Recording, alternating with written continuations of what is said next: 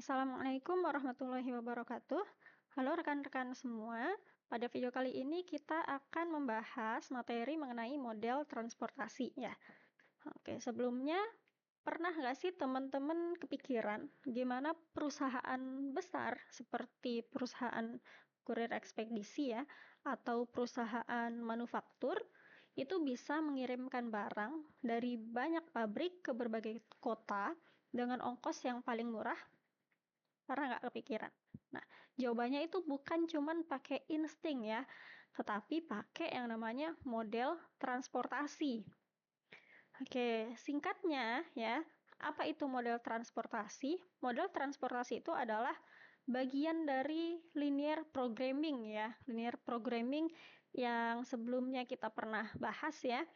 Tapi fokusnya ini adalah bagaimana mencari cara yang paling efisien untuk mendistribusikan barang dari beberapa sumber, misalnya pabrik ya, ke beberapa tujuan, misalnya toko gitu ya.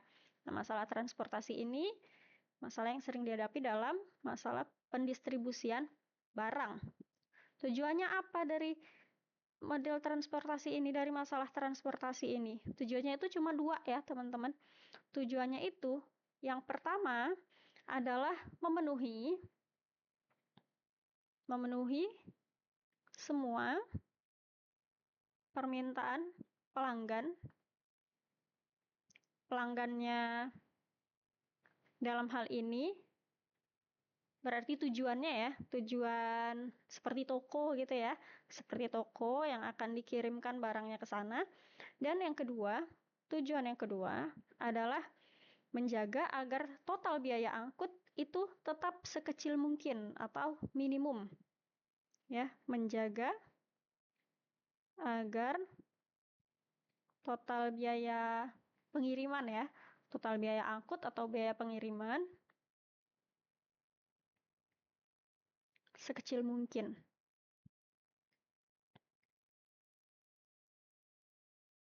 Atau yang paling minimum. Ini tujuannya. Tujuannya ada dua. Tujuan dari model transportasi ini, dari menyelesaikan masalah transportasi, masalah pendistribusian barang dengan model transportasi. Bagaimana caranya supaya pendistribusian barangnya ini bisa efisien gitu ya. Semua pelanggan itu permintaannya terpenuhi dan total biaya yang dikeluarkan itu juga minimum ya. Nah, secara matematis ya, secara umum, ini misalkan kita punya M buah gudang, M buah sumber ya, M buah sumbernya. M buah sumber atau gudang yang masing-masing gudang itu punya persediaan barang itu sebanyak A1, A2, AM. Jadi ini andaikan teman-teman punya gudang sebanyak M. Ya, kita nggak usah bilang M dulu deh ya. Kita misalkan gudangnya ada 3. Gudang 1, gudang 2, gudang 3. Oke, biar kebayang ya. Misalnya gudangnya ada 3, kemudian masing-masing gudang, masing-masing sumber ini punya persediaan barang sejumlah A1, A2, sampai AM. Misal, gudang 1 punya persediaan barang atau supply ya, atau pasokan ya, itu sebanyak 200 misalnya, 200 unit. Kemudian gudang 2 punya 100 unit, gudang 3 punya 300 unit misalnya. Ini persediaan barangnya. Nah, barang-barang ini akan dikirimkan ke N buah toko atau tujuan yang masing-masing membutuhkan B1, B2, Bn buah barang. Misalnya, kita punya 2 buah toko ya. Kita punya 2 buah toko 1 dan toko 2. Nah, masing-masing toko ini punya permintaan terhadap barang yang sama. Jadi gudang 1, gudang 2, gudang 3 ini menyimpan atau memproduksi barang yang sama ya. Misalnya televisi, ini televisi semua. Atau handphone, ini handphone semua.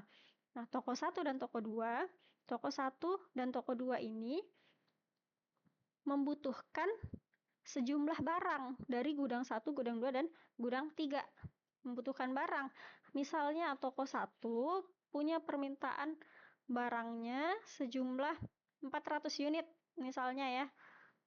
Toko 2 200 unit. Nah, bagaimana caranya kita untuk mengalokasikan gudang yang mana mengirim ke toko yang mana supaya semua toko ini permintaannya dapat terpenuhi dan biayanya itu dapat seminimum mungkin ya.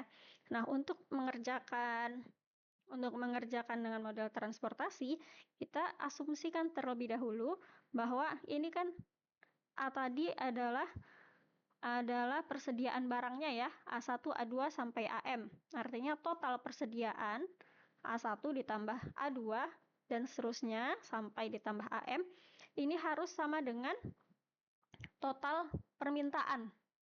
Harus sama dengan B1 ditambah B2 sampai BN. Nah, di sini total persediaannya berapa? Total persediaan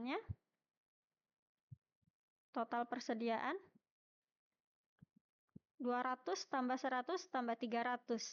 600 ya, 600 unit. Ini permintaan ya.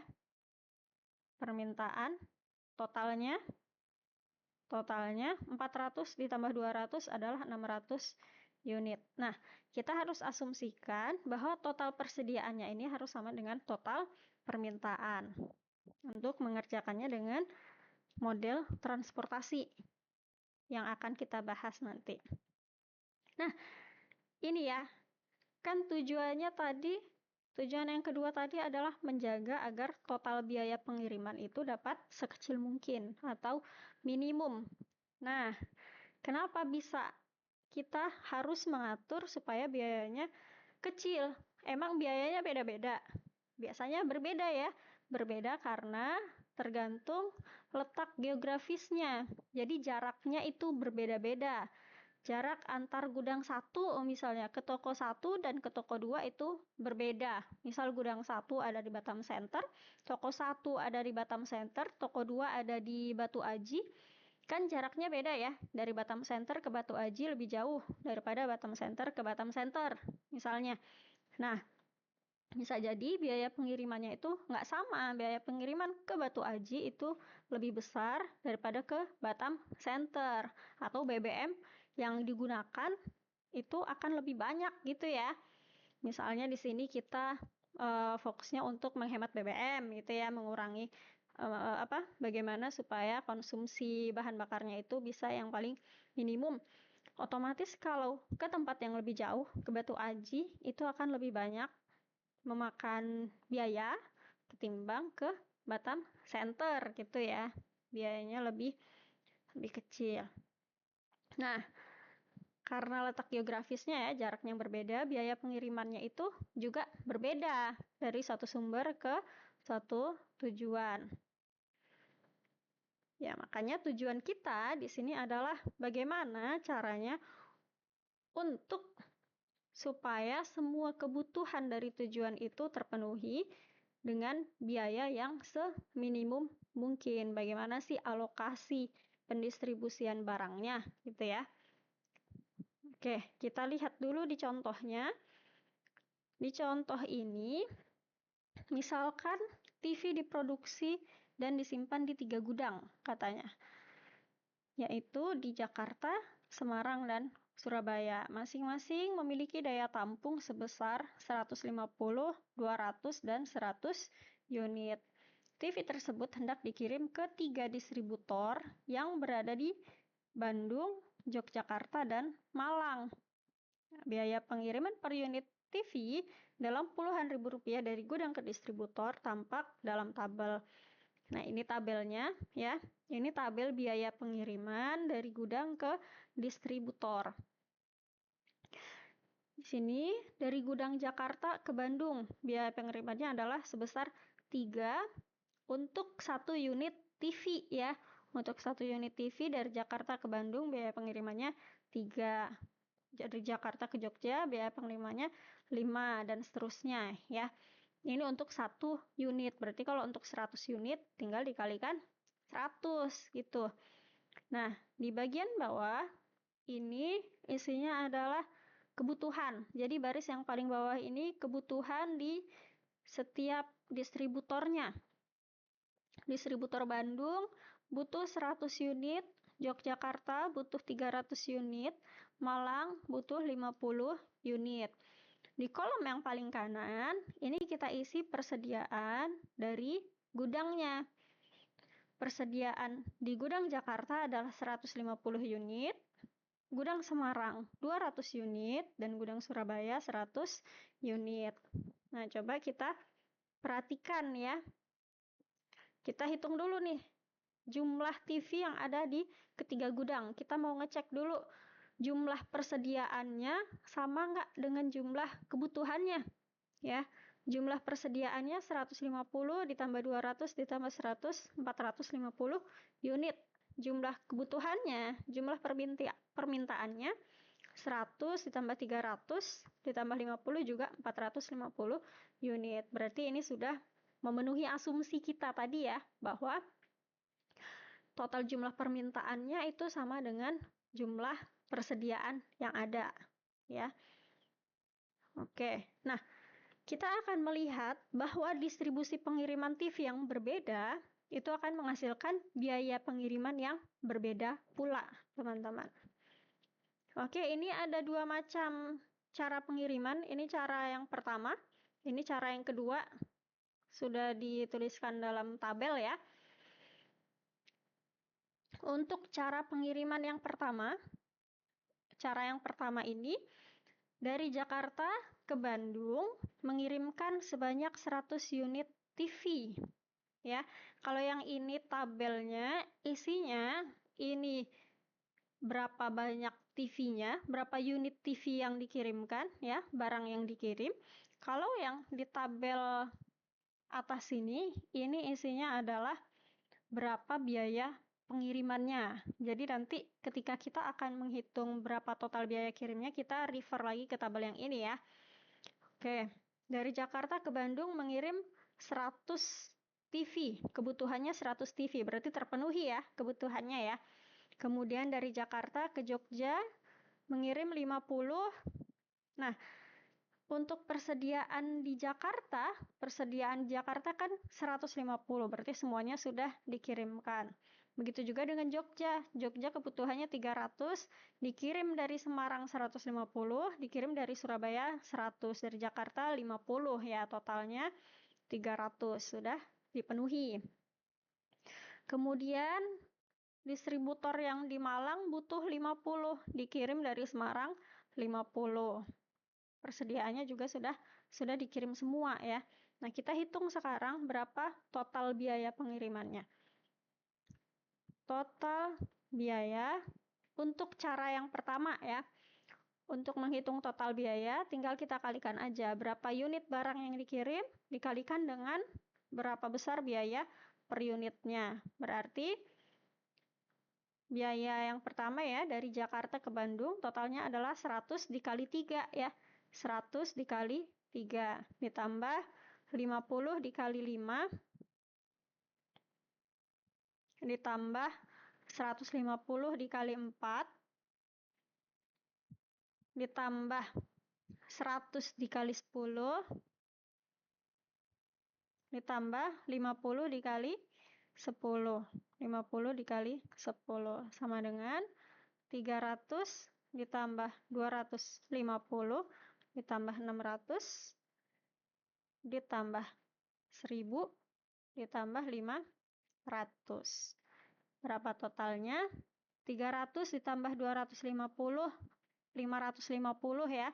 Ditambah 600, 550 ditambah 600, 1150 ya. Ditambah 1000, 2550, 2550 ditambah 500, 3000. 3000 berapa?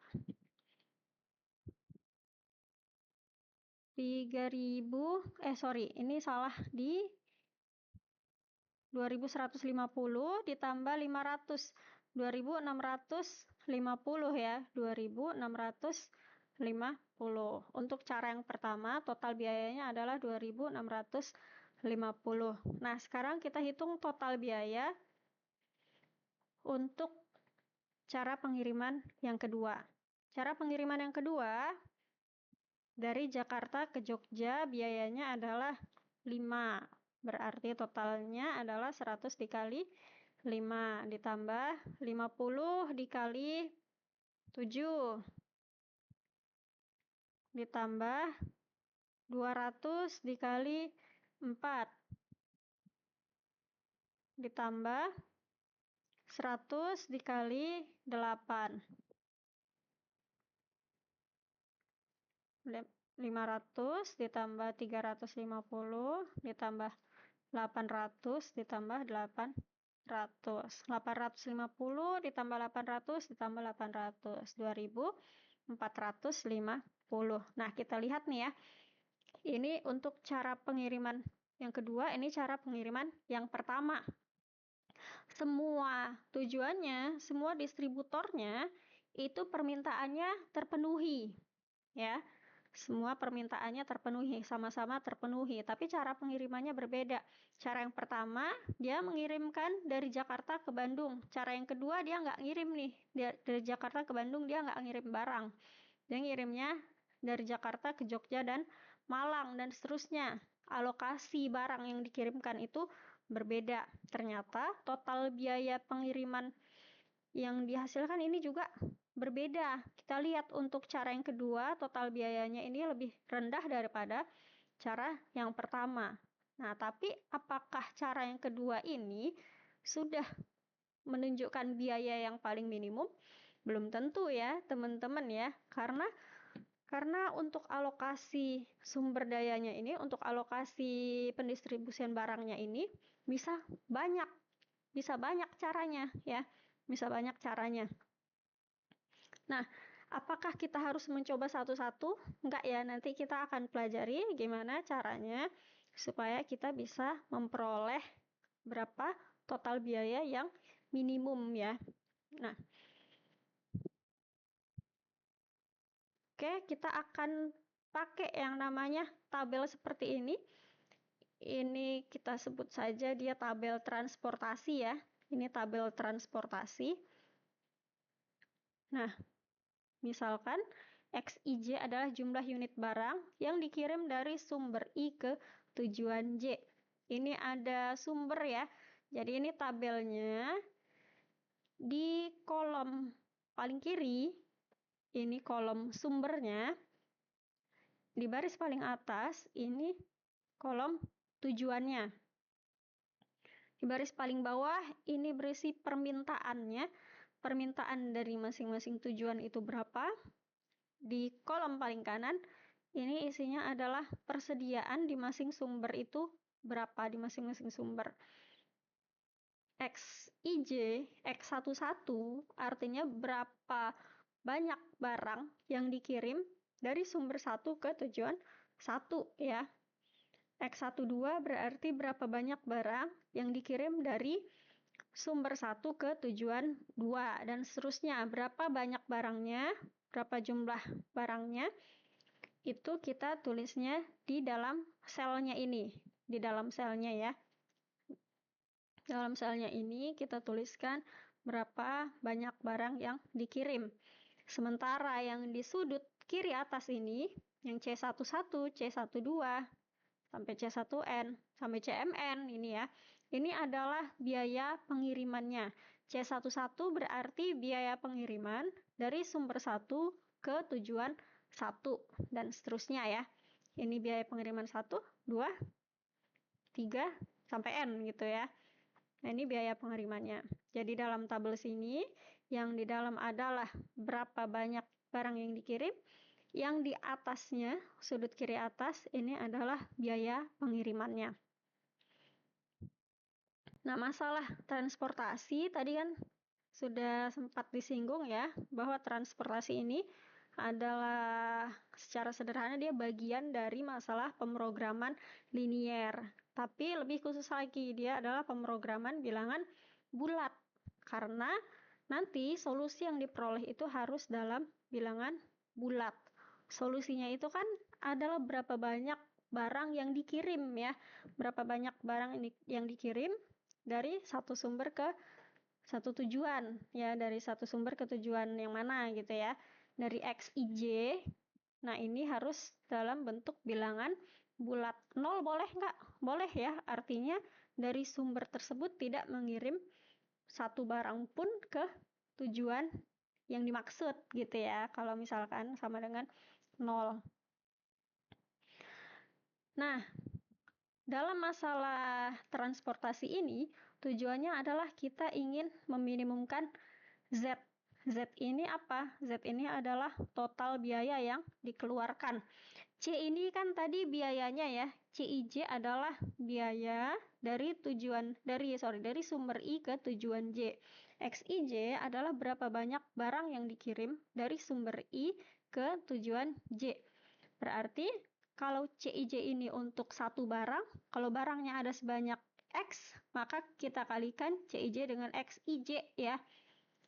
Nah, totalnya ini berapa? Total keseluruhannya ini. Ini yang akan kita cari dan kita minimumkan. Ini yang akan kita minimumkan. Total keseluruhan biaya pengirimannya. Hasil kali C sama X-nya. Di masing-masing sel ya. Oke, yang jadi kendala apa? Yang jadi kendala adalah persediaan dan permintaannya ya. Persediaan dan permintaannya yang jadi kendala. A ini kan tadi persediaan ya. A ini persediaan, XIJ, total XIJ ini harus sama dengan AI ya, untuk J sama dengan 1 sampai N. J sama dengan 1 sampai N. Ini artinya total barang yang dikirimkan dari sumber I, dari sumber 1 ya, kita lihat di baris yang paling atas dulu. Total barang yang dikirimkan dari sumber 1 ke tujuan 1, 2, 3 sampai N itu harus sama dengan total persediaan yang ada di sumber 1 ya. Berapa banyak barang dari sumber 1 yang dikirimkan keluar itu harus sama dengan persediaan yang ada. Begitu juga untuk sumber 2 ya. Berapa banyak barang yang dikirimkan keluar itu harus sama dengan persediaan yang ada ya. Nah, ini yang kedua, ini adalah kendala persediaan. Kendala persediaan. Kemudian kendala yang kedua ini adalah kendala permintaan ya. Artinya ini sigma ya, sigma XIJ, I-nya dari 1 sampai M harus sama dengan BJ. Artinya barang yang dikirim ke tujuan 1 ya, ke tujuan 1 dari sumber manapun ya, bisa dari sumber 1, 2 sampai M, total barang yang dikirim ke tujuan 1 itu harus sama dengan permintaan yang ada di tujuan 1 ya. B, untuk B2 juga sama. Untuk B2 berarti total barang yang dikirimkan dari sumber manapun ke tujuan 2 itu harus sama dengan permintaan yang ada di tujuan 2 ya, dan seterusnya seperti itu. Nah, ini adalah kendala untuk permintaannya. Atau ini kendala supply-nya ya, yang di atas ini kendala supply, yang di bawah ini adalah kendala demand-nya. Lalu XIJ-nya harus lebih besar atau sama dengan 0 dan XIJ-nya harus berupa bilangan bulat. Artinya jumlah unit yang dikirim harus bilangan bulat. Nggak boleh pecahan ya. Misalnya 200 TV boleh, tapi kalau 200,5 TV itu nggak bisa ya, harus bulat. Nah, sebenarnya bisa nggak sih kita kerjain masalah pemrograman ini, pemrograman bilangan bulat ya, atau special case dari pemrograman linear ini dengan metode simplex yang sudah pernah kita pelajari sebelumnya? Jawabannya bisa aja sebenarnya ya, tapi kita perlu lihat lagi di sini. kita perlu lihat berapa banyak sih variabel yang ada. Variabel X-nya itu ada berapa? Variabel yang ada itu ada berapa nih? Ada sebanyak M kali N buah variabel ya. Variabel X-nya ada sebanyak M kali N buah variabel keputusannya yang mau kita cari tahu nilainya berapa. Ini kan banyak sekali ya, banyak sekali variabelnya.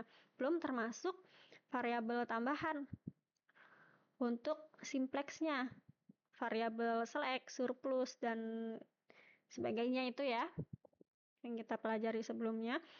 Nah, kalau misalkan variabelnya banyak, akibatnya apa? Akibatnya penyelesaian untuk iterasinya itu akan terlalu lama. Akan terlalu lama kalau misalkan kita kerjanya itu pakai simplex. Jawabannya bisa nggak? Bisa aja sebenarnya ya. Tapi lama, iterasinya akan lama karena variabelnya banyak. Nah, maka kita perlu cara lain yang lebih mudah. Kita nggak pakai simplex, kita pakai cara yang lain. Kita pakai model transportasi ya. Nah, seperti apa algoritma untuk menyelesaikan masalah transportasi? Secara umum algoritmanya itu hampir sama ya, seperti ketika kita mengerjakan pemrograman linear dengan simplex. Pertama, kita tentukan dulu penyelesaian visible awal. Ini dari pemilihan basis ya, basis yang kita pilih. Untuk pertama kali itu yang jadi penyelesaian visible awal ya. Kemudian kita uji apakah penyelesaiannya sudah optimal atau belum. Kalau belum optimal, kita tingkatkan keoptimalannya atau kita revisi tabelnya, kita lakukan iterasi lagi ya sampai kita menemukan solusi yang optimal. Kurang lebih sama ya untuk algoritmanya secara umum, cuma nanti untuk perhitungannya aja yang berbeda. Oke, untuk penyelesaian visible awalnya, untuk menentukan penyelesaian visible awalnya ini berbeda dengan cara di metode simplex, teman-teman. Nah, untuk masalah transportasi ini, ada beberapa yang biasa digunakan. Penyelesaian visible awal atau biasa disebut BFS ya, Basic Visible Solution. Penyelesaian visible awal ini kan artinya penyelesaian yang memenuhi semua kendala yang ada. Walaupun belum tentu penyelesaian tersebut adalah penyelesaian yang paling optimum, tapi penyelesaian itu adalah penyelesaian yang memenuhi semua kendala yang ada ya. Jadi kendalanya nggak ditabrak. Ada beberapa metode ya. Yang pertama adalah metode sudut barat laut atau northwest corner. Yang kedua, metode biaya terendah ya, atau least cost method. Dan yang ketiga adalah metode aproksimasi Vogel atau Vogel's Approximation Method atau FAM ya. Oke, kita akan bahas satu persatu. Yang pertama, metode sudut barat laut atau metode NWC atau Northwest Corner. Sebagaimana namanya ya, sudut barat laut itu ada di kiri atas ya teman-teman. Kalau kita gambarkan seperti ini, di sini utara, selatan, timur, barat. Barat laut itu di sini ya, di sini. Barat laut itu di sini. Barat laut di sudut kiri atas. Nah, seperti namanya metode sudut barat laut, metode barat laut atau northwest corner, maka nanti kita isi sisi atau sel pada sisi barat lautnya ini dengan kuantitas sebanyak-banyaknya. Kita mulai mengisinya itu dari sisi kiri atasnya, dari sisi barat lautnya. Kemudian, setelah kita isi semua dengan banyaknya barang yang akan dikirimkan. Nah, kita cek dulu basis kita itu sudah sebanyak M plus N-1 atau belum ya. Kalau tabel transportasi kita ini terdiri dari M baris ini artinya terdiri dari M sumber dan ada sebanyak N kolom, ada sebanyak N tujuan, Maka pada penyelesaian awalnya ini harus memiliki sebanyak M ditambah N dikurang 1 basis, variabel basis atau sel yang terisi. Ya. Kalau misalkan selnya ternyata kurang nih dari M plus N min 1 basis. M plus N min 1 buah basisnya masih kurang. Maka kita harus tambahkan yang namanya variabel dummy.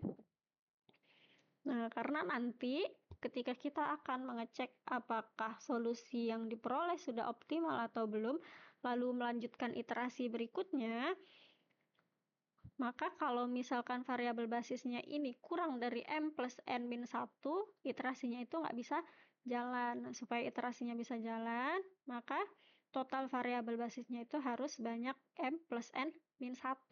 Makanya kita tambahin variabel dummy. Contohnya di sini alat-alat rumah tangga akan dikirim dari 4 buah distributor ABCD ya, akan dikirim ke 3 toko. Jumlah barang siap dikirim dari distributor ABCD masing-masing 300, 200, 600, 500. Oke ya. Kebutuhan toko 1, 2, 3 masing-masing 200, 1000, 400 unit. Nah, ini biaya pengirimannya. Biaya pengiriman dari distributor ke toko tampak pada tabel ya. Kita akan menentukan penyelesaian visible awalnya dengan metode barat laut atau metode northwest corner. Oke, untuk metode barat laut kita mulai isi dari sel kiri atas. Sel kiri atas yang ini ya. Sel yang isinya dari distributor A ke toko 1. Nah, kita mulai isi dari sini. Kita isi dengan kuantitas sebanyak-banyaknya. Sebanyak-banyaknya ditentukan dari mana? Dari permintaan dan persediaan yang ada. Nah, untuk toko 1 ya, untuk toko 1 ini permintaannya adalah sebanyak 200 unit barang. Berarti paling banyak bisa kita isi di sel yang pertama ini adalah 200 ya. Ada sebanyak 200. Kemudian kita tandain. Kita tandain dulu. Kalau misalkan kita sudah mengirim ya, kita sudah mengirim barang ke toko 1 sebanyak 200, artinya kan permintaannya sudah terpenuhi ya. Maka dari distributor yang lain itu tidak bisa lagi mengirim barang ke toko 1. Maka kita arsir untuk kolom pertama. Kita tandain bahwa toko 1 tidak bisa lagi menerima barang dari distributor yang lain ya. Kemudian kita isi lagi dari bagian yang paling kiri atas ya. Kita lanjutin. Bagian paling kiri atas yang di sel 2 ini ya, sel A2. Dari distributor A ke toko 2. Nah, distributor A dia kan sudah mengirim 200 ke toko 1. Berarti sisanya masih ada 100. Berapa paling banyak bisa kita isi di sel yang ini? Permintaannya ada 1000. Berarti bisa kita isi sebanyak-banyaknya adalah 100. Gini ya. Berarti total persediaan di distributor A sudah habis karena sudah dikirim semua. Total persediaannya 300 sudah dikirim ke toko 1 sebanyak 200 dan toko 2 sebanyak 100. Oke, kita lanjutkan. Kita isi lagi dari sel kiri atas. Berarti kita isi dari sini ya. Dari B, dari distributor B ke toko 2. Distributor B punya 200 barang. Toko 2 punya punya permintaan 1000 barang. Tapi baru dikirim 100, masih ada 900 lagi kebutuhannya. Berarti bisa kita isi sebanyak-banyaknya di sini adalah 200 unit. Akibatnya total persediaan di distributor 2 sudah habis. Ini kita tandain ya. Total persediaannya sudah habis, maka distributor 2 tidak bisa lagi mengirim ke toko yang lain. Kita lanjutkan lagi di sini ya. Dari kiri atas lagi kita isi dari distributor C ke toko 2. Toko 2 butuh 1000, baru dikirim 300, masih ada 700. Di distributor C punya 600, berarti dia bisa isi sebanyak-banyaknya di sini 600. Sehingga persediaannya juga habis ya. Persediaannya habis. Ini kita tandain. Persediaan di distributor C sudah habis. Kita lanjutkan lagi mengisi di sini. Di distributor D ke toko 2. Toko 2 sudah dikirim sebanyak 100 tambah 200 tambah 600. 900 unit. Masih kurang 100 lagi. Distributor D dia punya persediaan 500. Berarti bisa kita isi di sini 100. Kemudian di sini 400. Habis ya. Berarti distributor D sudah mengirim 500 barang. Dan toko 3 sudah dikirimkan 400 barang, sudah terpenuhi permintaannya. Nah, ini adalah solusi visible awal dengan menggunakan metode northwest corner ya, atau metode barat laut. Nah, sekarang kita cek nih berapa jumlah basisnya. Basisnya itu kita lihat dari sel yang ada isinya. Sel yang ada isinya ada berapa? Ada 1, 2, 3, 4, 5, 6. Barisnya ada berapa? Barisnya ada 1, 2, 3, 4 ya. Barisnya ada 4. Kolomnya ada berapa? 1, 2, 3 ya. Ada 3 toko, berarti ada 3 kolom. Jumlah basis seharusnya berapa? Jumlah basis seharusnya M ditambah N dikurang 1, 4 ditambah 3 dikurang 1, 7 dikurang 1, 6. Tadi kita punya jumlah basisnya 6 ya, sudah kita hitung. Berarti jumlah basis yang diperoleh pada penyelesaian visible awalnya sudah sesuai dengan persyaratannya. Persyaratannya harus sama dengan M ditambah N min 1. Jadi kita nggak perlu lagi menambahkan variabel basis dummy di sini. Oke, ini adalah penyelesaian visible awal ya dengan metode northwest corner atau metode sudut barat laut. Nah, kita lihat contoh 2. Kita lihat di contoh 2, kita butuh variabel dummy atau tidak di sini ya. Di sini di contoh 2 ada 2 gudang yang akan mengirim barangnya ke 3 toko. Ya, kita cek dulu total persediaannya. Total persediaannya 300 ya. Total kebutuhannya 100 tambah 150 tambah 50 juga 300. Sudah sama ya. Berarti kita bisa isikan di tabel transportasinya. Ini tabelnya ya. Ini tabelnya. Ini dari sumbernya. Gudang A dan B. Yang ini tujuannya. Tujuannya toko 1, 2, 3. Kita mulai isi dari bagian kiri atas. Metode northwest corner atau sudut barat laut ya. Kita isi dari sini. Berapa paling banyak kuantitas yang bisa kita isi? Kebutuhannya 100, persediaannya 100. Berarti kita bisa isi sebanyak 100 buah. Nah, kita tandain di sini. Berarti untuk permintaannya terpenuhi dan untuk persediaannya juga sudah habis ya, sudah dikirimkan semua. Kemudian kita isi lagi dari sini. Permintaannya 150, persediaannya 200. Berarti kita isi sebanyak 150. Di sini kita isi sebanyak 50. Sudah semuanya ya. Sekarang kita cek kita punya berapa variabel basis. Kita punya variabel basis sebanyak 1, 2, 3. Ada 3 buah variabel basisnya. Seharusnya berapa? Variabel basis seharusnya adalah jumlah variabel basis seharusnya sama dengan M ditambah N dikurang 1. M ini adalah banyaknya baris. Barisnya ada 2 gudang ya, berarti M-nya 2.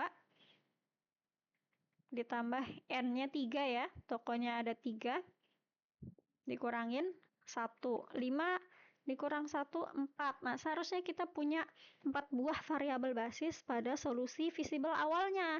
Tapi di sini kita cuma punya 3. Berarti kita butuh yang namanya variabel dummy. Variabel dummy-nya kita pilih salah satu sel. Ya, kita pilih salah satu sel yang belum terisi untuk menjadi variabel dummy-nya. Kita pilih aja sel dengan biaya yang paling rendah ya. Di sini biaya paling rendah adalah 1 ya yang belum terisi. Nah, kita isi di sini dengan kuantitas sebanyak 0. 0 ini berperan sebagai variabel dummy-nya. Variabel dummy untuk basis. Oke. Jadi ini adalah penyelesaian visible awal ya dengan metode sudut barat laut untuk kasus yang ini. Nah, sekarang kita coba metode yang kedua. Metode biaya terendah atau least cost method. Masih sama ya dengan metode sudut barat laut. Tujuannya di sini adalah untuk mencari penyelesaian visible awal. Solusi layak awal ya, solusi layak yang pertama kali. Oke, prinsipnya tidak jauh berbeda ya dengan metode barat laut. Kalau metode barat laut tadi kita isinya dari sel yang paling kiri atas ya. Tapi kalau metode biaya terendah, kita mulai isi dari sel yang biaya pengirimannya itu paling rendah. Nah, pada sel itu kita isi dengan kuantitas barang sebanyak mungkin. Kemudian, jika ada beberapa sel yang biayanya sama, biaya terendahnya itu sama, maka kita pilih aja salah satunya. Oke, metode biaya terendah ini sering juga disebut dengan metode greedy, karena sifatnya itu selalu mulai penyelesaiannya dari biaya yang paling terkecil, tanpa memperhitungkan efeknya terhadap keseluruhan proses pengirimannya nanti akan seperti apa. Nah, walaupun metode biaya terendah ini kita mulainya dari sel yang paling kecil, belum tentu nanti solusi yang dihasilkan itu sudah solusi yang optimal. Belum tentu dia merupakan penyelesaian yang optimal ya. Ini baru penyelesaian visible awalnya aja, baru basic solutionnya aja. Tapi kalau misalkan kita pikir-pikirkan secara logika, antara metode biaya terendah, metode least cost method dengan metode northwest corner, itu yang akan menghasilkan biaya lebih minimum yang mana? Adalah metode biaya terendah ya, secara logika ya. Karena pada metode biaya terendah ini kita mulai mengisi dari sel yang biayanya itu paling kecil. Seperti itu. Kalau metode northwest corner tadi kan dari sudut kiri atas. Kita nggak lihat biayanya apakah dia paling rendah ataukah dia paling besar. Pokoknya kita isi dari paling kiri atas gitu. Baru ke sel yang lainnya. Oke, kita lanjutkan ya ke contoh soalnya. Ini masih contoh soal yang sama, tapi kita akan mengerjakannya dengan metode yang berbeda. Dengan metode biaya terendah atau least cost method. Kita mulai dari sel yang biayanya terendah.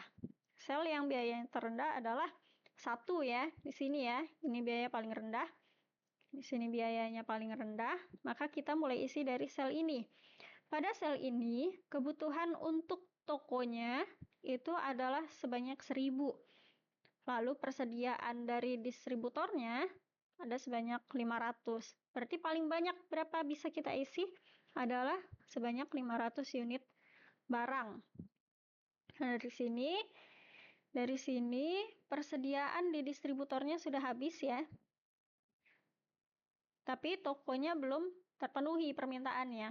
Berarti belum kita arsir ya, bagian kolom tokonya ini belum kita arsir bagian persediaan barang yang ada di distributor D-nya. Karena distributor D artinya tidak bisa mengirimkan barang ke toko-toko yang lain. Nah, setelah ini kita mulai mengisi dari mana lagi? Kita pilih lagi yang mana yang biayanya terendah, sel yang biayanya terendah. 2 ya, yang ini ya selnya ya. Ini selnya biayanya 2. Kita isi dari sini. Di sini permintaan tokonya 200, persediaannya adalah 200 juga. Persediaannya juga 200. Berarti kita isikan di sini sebanyak 200 kuantitasnya. Akibatnya permintaannya semua sudah terpenuhi dan persediaannya juga sudah habis. Nah, kita langsung sekali 2 nih kita arsirnya. Barisnya kita arsir, kolomnya juga kita arsir. Kemudian kita pindah kemana lagi? Kita pindah ke biaya terendah yang lainnya. Yang ini ya. 3. Nah, di sel ini berapa yang bisa kita isi maksimum? Di sini permintaan tokonya 1000, sudah dikirim 500. Berarti masih butuh 500 lagi. Persediaannya ada 300. Berarti kita bisa isi di sini sebanyak 300. Maka persediaan di distributor A habis ya. Kita tandain. Kita isi lagi dari yang biayanya terendah 7 atau 8? 7 ya. Di sini berapa yang bisa kita isi? Di toko 2 kebutuhannya 1000, sudah dikirim 800. Masih butuh 200. Persediaannya 600, di sini 200. Sisanya 400 kita taruh di sini 400. Nah, ini adalah penyelesaian visible awal dengan metode biaya terendah atau metode least cost ya, least cost method. Nah, coba kita perhatikan berapa banyak variabel basis yang kita punya. Total variabel basis ada berapa? 1, 2, 3, 4, 5. Ada 5. Seharusnya berapa? Seharusnya, ini kan barisnya ada 4 ya. Kolomnya ada berapa? Ada 3. Dikurang 1 sama dengan 6. Seharusnya ada 6. Berarti kita masih kurang 1 lagi nih. Yang mana yang harus kita jadikan variabel dummy? Sebenarnya kalau kita perhatikan, pada saat kita mengisi di sel B1 ya, kita kan isi 200 di sini. Di sini kita langsung menghilangkan kolom dan barisnya ya. Karena permintaan langsung terpenuhi dan persediaan langsung habis. Nah, ketika kita menghilangkan kolom dan baris sekaligus, itu nanti akibatnya adalah kita akan kekurangan variabel basis pada akhir. Pada akhir metode ketika pengisiannya sudah selesai, kita akan kehilangan variabel basis. Artinya ketika kita mengarsir dua-duanya ya, barisnya kita arsir, kolomnya kita arsir, langsung aja kita pilih yang mana yang akan kita jadikan dummy. Pasti kita butuh satu dummy ketika kita mengarsir sekaligus ya antara baris dan kolomnya. Yang mana yang akan kita jadikan dummy? Yang biayanya terendah ya, kita pilih yang biayanya terendah yaitu 3. Di sini kita jadikan dummy, kita isikan kuantitasnya sebanyak 0. Ini variabel dummy-nya.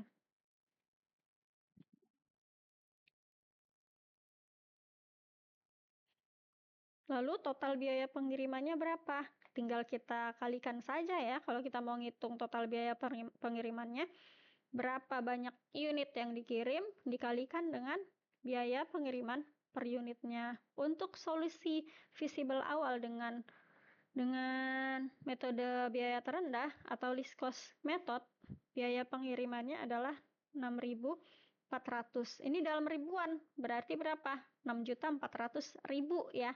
6.400.000 rupiah. Oke, kita masuk ke metode yang ketiga. Metode yang ketiga adalah metode aproksimasi Vogel atau Vogel's approximation method. Ya. Perhitungan penyelesaian visible awal dengan metode Vogel ini sebenarnya agak lebih rumit sedikit ya dibandingkan dengan dua metode sebelumnya dengan Northwest Corner dan least cost method, tapi hasilnya itu biasanya lebih dekat dengan penyelesaian optimalnya, dengan penyelesaian yang optimal. Oke, kita akan lihat ya bagaimana algoritmanya.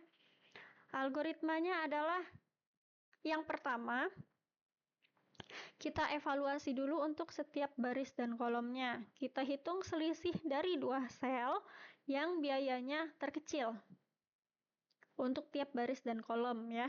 Kemudian, langkah kedua, kita tentukan mana baris atau kolom pada langkah 1 yang selisihnya itu terbesar. Kalau misalkan ada lebih dari satu, kita pilih salah satu aja. Kemudian langkah yang ketiga, pada baris atau kolom yang terpilih, kita isikan barang semaksimum mungkin pada sel dengan biaya yang terkecil. Nah, kita hapus baris atau kolom yang dihabiskan karena pengisian tersebut pada perhitungan berikutnya. Jika baris dan kolom terhapus bersamaan, artinya kita akan kekurangan variabel basis ya di akhir perhitungan nanti, maka kita harus tambahkan sebuah variabel dummy. Kita ulangi langkah 1-3 sampai semua permintaan dan persediaannya habis.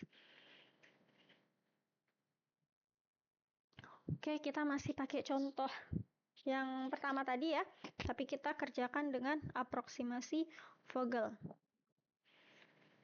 Untuk langkah yang pertama, tiap baris dan kolom kita hitung selisih dua sel dengan biaya terkecil. Kita hitung selisih.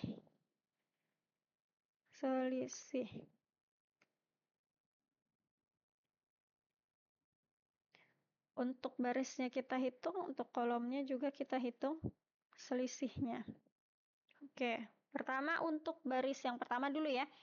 Selisih dua sel dengan biaya terkecil. Di sini biaya terkecilnya adalah 5 dan 3. Selisihnya adalah 2. Kita tulis di sini 2. Untuk baris kedua, biaya terkecilnya 2 dan 4. Selisihnya adalah 2. Untuk baris ketiga, 3 dan 7. Selisihnya adalah 4. Baris keempat, 1 dan 4. Selisihnya adalah 3. Untuk kolomnya, untuk kolom yang pertama, biaya terkecilnya adalah 2 dan 3. Selisihnya adalah 1. Untuk kolom yang kedua, 1 dan 3. Selisihnya 2 ya. Untuk kolom ketiga, 4 dan 4. Selisihnya adalah 0. Kemudian dari sini kita pilih, ini ya, pada langkah kedua kita pilih yang selisihnya paling besar. Kita pilih yang selisihnya paling besar. Yang selisihnya paling besar adalah 4 ya, yang ini ya. Ini selisihnya paling besar. Pada baris atau kolom yang terpilih, isikan barang semaksimum mungkin pada sel dengan biaya terkecil. Di sini, ini di baris ketiga ya. Di baris ketiga, berarti kita mulai isi itu dari baris ketiga ini. Kita mulai isinya dari mana? Kita isinya dari sel yang biayanya paling kecil. Dari sini yang biayanya paling kecil adalah 3 ya. 3, 7 dengan 8 paling kecil 3. Berarti kita mulai isi dari sel yang ini. Di sini permintaannya sebanyak 200, persediaannya ada 600. Berarti paling maksimum kita bisa isi di sini sebanyak 200 ya. Nah, setelah kita isi 200, berarti permintaannya sudah terpenuhi. Di sini permintaannya sudah terpenuhi. Kita tandain ya, kita arsir bahwa permintaannya sudah terpenuhi. Berarti untuk toko 1 tidak bisa menerima suplai barang dari distributor yang lain. Oke, selanjutnya kita ulangi lagi iterasinya ya. Kita ulangin lagi, kita hitung lagi selisihnya mulai dari baris yang pertama. Untuk baris yang pertama ini, karena di sel yang pertama ini sudah ditandain, sudah diarsir, berarti kita nggak usah hitung lagi ya. Kita tinggal hitung selisih dari sisanya aja. 3 dan 6 selisihnya adalah 3. Kemudian 9 dan 4 selisihnya 5. 7 dan 8 selisihnya 1. 1 dan 4 selisihnya 3. Nah, untuk kolomnya, untuk kolom yang pertama nggak usah dihitung lagi. Untuk kolom yang kedua, 3 dan 1 ya, selisihnya adalah 2. Untuk kolom yang ketiga, 4 dan 4 selisihnya 0. Di sini kita pilih yang nilainya paling besar, yang selisihnya paling besar adalah 5. Berarti kita mulai isi dari sini, kita pilih sel yang biayanya paling kecil, 4 ya. Nah, di sini permintaannya 400, persediaannya 200. Paling banyak bisa kita isi sebanyak 200. Akibatnya persediaannya habis ya. Persediaannya habis, maka kita arsir bagian persediaan di distributor B. Karena semuanya sudah dikirim ke toko 3. Ya. Selanjutnya kita lanjutin lagi, kita ulangi lagi iterasinya sampai semuanya terisi, semua selnya terisi. Untuk baris pertama, selisih dari 3 dan 6 adalah 3. Untuk baris kedua tidak perlu kita hitung lagi. Untuk baris yang ketiga, 7 dan 8 selisihnya 1. Baris keempat, 1 dan 4 selisihnya 3. Untuk yang kolom pertama tidak kita hitung lagi. Kolom kedua, yang di baris kedua, ini tidak kita perhitungkan lagi. Berarti kita lihat dari yang lainnya ya. 3 dan 1 selisihnya 2. Untuk kolom ketiga, 6 dan 4 ya. Selisihnya adalah 2. Nah, sekarang kita pilih yang mana yang selisihnya paling besar. Di sini yang selisihnya paling besar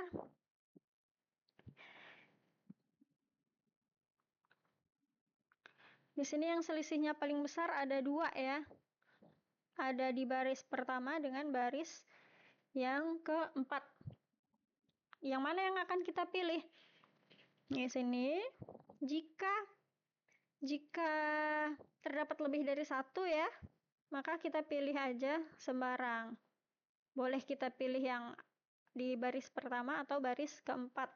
Andaikan kita pilih yang di baris ke-1 ya, yang di baris pertama. Baris pertama kita pilih. Terus sebenarnya kalau teman-teman mau isi dari baris keempat juga bisa ya, dengan kita memperhitungkan lagi yang mana yang biayanya ada biaya terendah di sini. Di sini kan ada biaya terendah 1, 4, 3, 6. Ya. Boleh juga kalau misalnya kita mau isi dari yang baris keempat, tapi kita pilih sembarang. Misal kita pilih dari baris yang pertama ya. Berarti kita mulai isinya dari sini. 3 dan 6, paling kecil 3. Di toko kedua butuhnya 1000 barang, persediaan di sini 300, kita bisa isi maksimal 300. Maka persediaannya habis. Kita hitung lagi. Kita hitung lagi selisihnya. Untuk baris pertama tidak perlu dihitung, baris kedua juga tidak perlu, baris ketiga 7 dan 8 selisihnya 1, baris keempat 4 dan 1 selisihnya 3. Kemudian untuk kolom pertama tidak perlu dihitung, kolom kedua 7 dan 1 selisihnya 6, kolom kedua 8 dengan 4 selisihnya 4.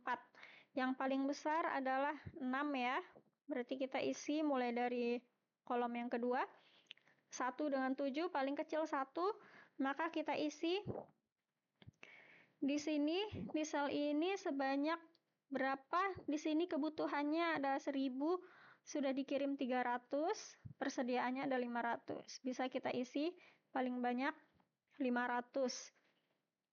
Kemudian persediaan di distributor D sudah habis ya.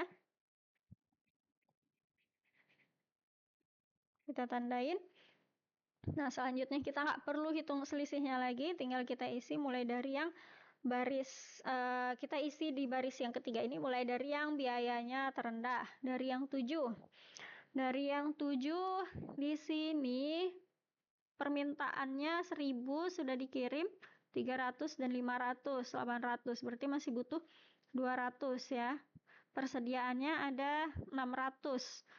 Sudah dikirim 200, berarti masih ada 200. lagi bisa ditaruh di sini.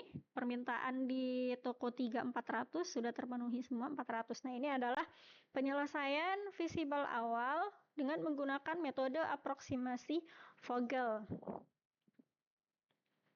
Atau seperti ini ya. Nah, ini agak beda nih teman-teman.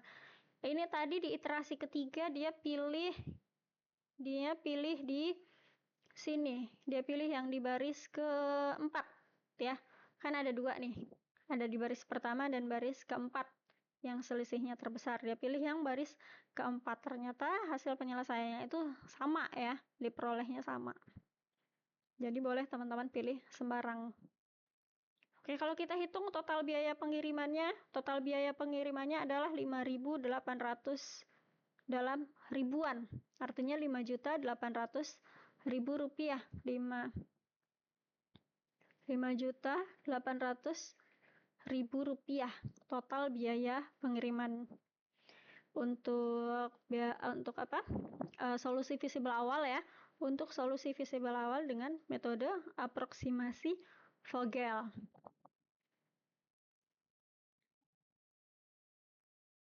Nah, kalau kita bandingkan dengan solusi visible awal yang kita peroleh dengan metode least cost method tadi, metode biaya terendah yaitu 6.400, dengan aproksimasi Vogel itu kita perolehnya lebih kecil ya, biayanya yaitu 5.800. Artinya solusi penyelesaian visible awal dengan metode aproksimasi Vogel ini dia lebih dekat kepada solusi optimumnya ketimbang dari solusi visible awal dengan metode least cost method yang sebelumnya. Tadi kita tidak menghitung ya untuk northwest corner, tapi bisa teman-teman coba bandingkan nanti ya, mana yang lebih rendah biayanya antara northwest corner dengan metode aproksimasi Vogel. Oke, sampai di sini dulu ya untuk 3 metode dalam mencari penyelesaian visible awal untuk masalah transportasi. Nanti kita akan lanjutkan pembahasan berikutnya, yaitu kita akan uji optimalitas dari tabel kita, dari solusi kita ini, apakah sudah optimal atau belum. Kalau misalkan belum optimal, kita akan revisi tabelnya. Nah, untuk merevisi tabelnya sampai ditemukan solusi optimum itu ada 2 metode ya. Ada 2 metode, yaitu yang pertama metode stepping stone.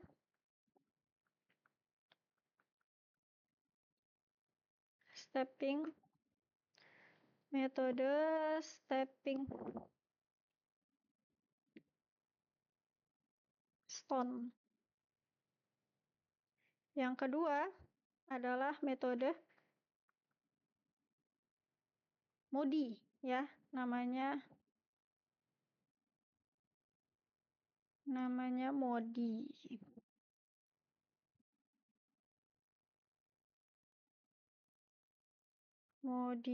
Atau modified distribution. Nah, berikutnya kita akan membahas bagaimana pengecekan solusi optimalnya sampai diperoleh solusi optimalnya dengan metode stepping stone ini ya, teman-teman. Oke, terima kasih. Sampai jumpa lagi. Assalamualaikum warahmatullahi wabarakatuh.